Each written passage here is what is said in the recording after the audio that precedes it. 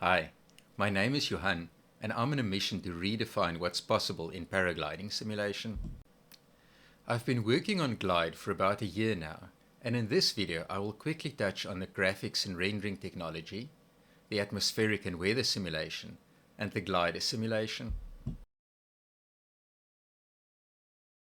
Glide is set in the stunning Swiss Alps, and the rendering technology will allow us to experience this in all of its glory. From rugged mountain peaks to vast forests and amazing lakes. The terrain is draped in stunning aerial photography. Every single building in the country is included. The atmosphere and fog lights up under a dynamic sky, and the vegetation rendering is some of the highest in computer games.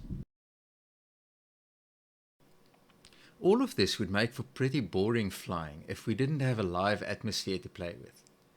To do that, I wrote a weather simulator that solves the atmosphere in real time on a 10-meter grid scale.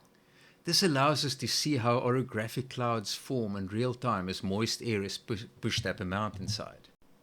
But the true scope of a detailed atmospheric simulation can be seen here as we watch a sped-up animation of a thermal rising over a 10-minute period.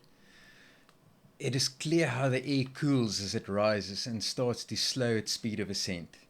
In this example, it was colored with smoke to make it more visible. When we zoom out and color it red, you can also see the clouds that start to form as that moist air cools down.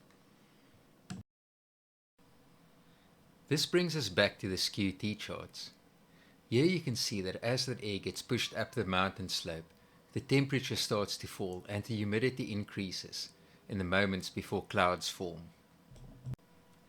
We can also use a mouse to set the temperature, humidity, wind direction and wind speed directly on the SKU-T chart. This way you can set up any condition that you would like to experiment with. And that brings us to the gliding simulation. The glider itself is a complex string and cloth simulation that runs at 1000 Hz and simulates the way that it deforms under aerodynamic forces and the weight shifting. This means that nothing is scripted or pre-programmed in the simulation. All of the movement of the glider comes from the changes in aerodynamics as the wing changes its shape and the air flows differently over it. This leaves us with a very unique simulator, where big ears can form by simply pulling on the outer A-lines, causing the air pressure on the intakes to drop and the wingtips to collapse.